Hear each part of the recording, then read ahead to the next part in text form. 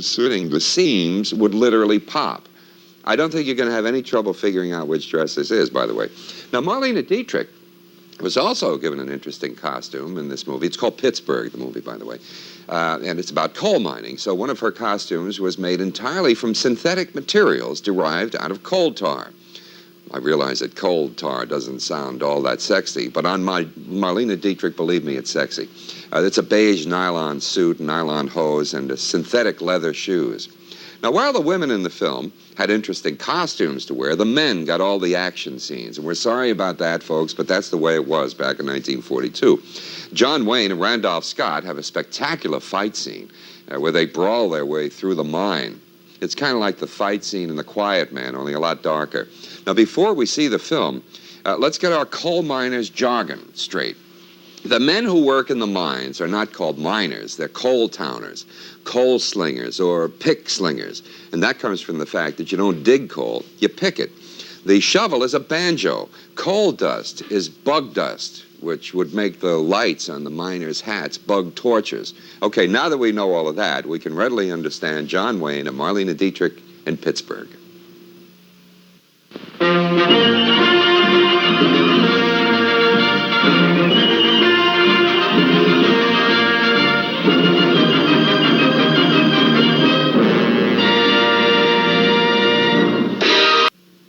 John Wayne based his performance on steel magnate Henry J. Kaiser. Now, Kaiser was in steel, he wasn't in coal, but Wayne said he didn't know another man in the country that he'd rather try to imitate. Considering the fact that Wayne wasn't exactly the hero in Pittsburgh, I don't know if Kaiser would have appreciated all of that. There was one scene in which John Wayne had a black eye, you remember, which was supplied as a matter of routine by the makeup man. But over the following weekend, John Wayne was playing football with his 11-year-old son, Michael. And what do you think happened? Right. Wayne got a real black eye. And this time the makeup man had to do the whole process in reverse, using makeup to cover the damage. Those chemical laboratories, as shown in the film, were both real and unreal. The scenes were shot on the Universal lot, but Dow Chemical Company came in and set up the real experiments. Remember Elise Knox, who played Miss Fordham? Fans of more recent movies may know her as the mother of Mark Harmon. She was also Ricky Nelson's mother-in-law. And no, that does not mean that Mark Harmon and Ricky Nelson were married. She had a daughter as well. Now let's take a look at this. Next on American Movie Classics, join AMC's Bob Dorian as he travels to Pennsylvania for a look at the Keystone State's contributions to the film industry in Salute to Pennsylvania. Next on American Movie Classics. You got trouble right here, Bub. Newman. Because I got a reputation for being a dangerous man. In 3 of his greatest roles. It will never be you. Never say never. If someone were unhappy, you could certainly make them happy. You're a good cook, you're a good laundress. What else you good at? It's a Paul Newman weekend, August 10th through 12th, only on American Movie Classics. The following is an AMC Special Presentation. Next on American Movie Classics, Cary Grant, Myrna Loy, Shirley Temple, and Rudy Valley co-star in the charming campus comedy, The Bachelor and the Bobbysoxer. It's next on American Movie Classics. Clarice never really died. It's shocking. Should Clarice obtain a large amount of the fluid, he would become an uncontrollable monster. A strange ancient terror creeping from the walls of a museum for murder. One of the scariest horror films of all time. The Mummy's Hand. Sunday on American Movie Classics. Janet Leigh stars as a small-town girl. You sure are sophisticated. Well, I'm not always sophisticated. It kind of comes and goes. Tony Martin plays a small-time singer. Are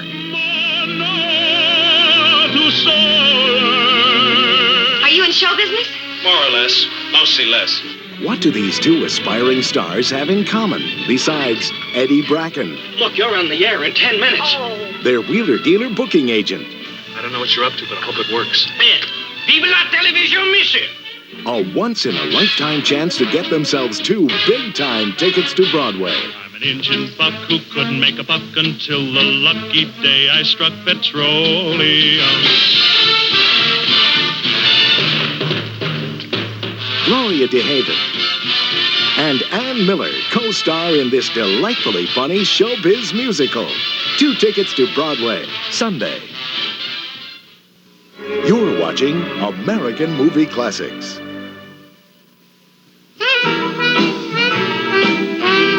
August is a sizzling month, and American Movie Classics sets the screen ablaze with the best films, festivals, and femme fatales. Watch Sirens Jane Russell, Lana Turner, Joan Crawford, Dorothy Dandridge, and Rita Hayworth as they come together in the steamy Women Festival. Oh, nice.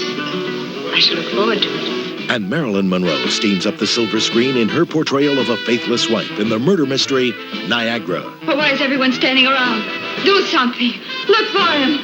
Find him. Things cool down as Monroe and Robert Mitchum face their sordid pasts, traveling down the river of no return. Another sizzling star heats up the screen in the Paul Newman weekend. First, the South is the setting as Newman causes tempers to fly in the long, hot summer, co-starring Joanne Woodward, Lee Remick, and Orson Welles. Because it will never be you. Never say never.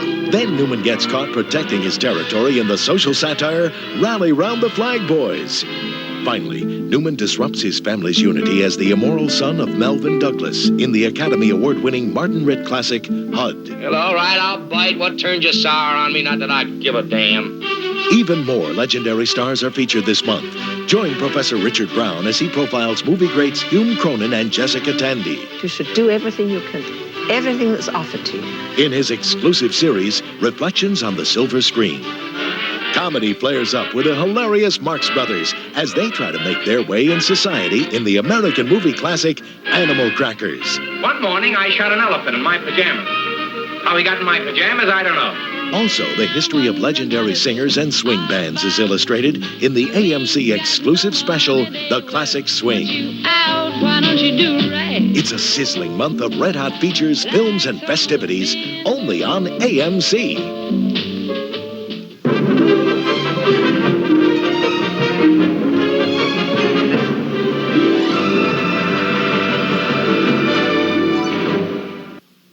In The Bachelor and the Bobbysoxer, Shirley Temple plays a teenager and Cary Grant plays the irresponsible playboy she develops a crush on. Myrna Loy happens to be Shirley's older sister in this movie, and she also happens to be a judge. Now, if you saw Mr. Blandings Builds His Dream House on American Movie Classics, you know what an outstanding comedy team Cary Grant and Myrna Loy can make. The comedy of this film alternates between the urbane, witty comedy Cary Grant is so well known for and what's considered a lower form of generating laughs, slapstick. Now, there's a scene in The Bachelor and the Bobbysoxer where Cary Grant and Shirley Temple attend a picnic, and they get caught up in an egg race and all that other picnic-y kind of stuff. A woman visiting the set the day the scenes were shot was horrified that Cary Grant was put through such undignified, unsophisticated trauma. And one of Cary Grant's friends turned around to her and he said, look, not only does he not mind doing slapstick, Cary Grant loves doing slapstick. If we look to Cary Grant's background, we can find one of the reasons he was so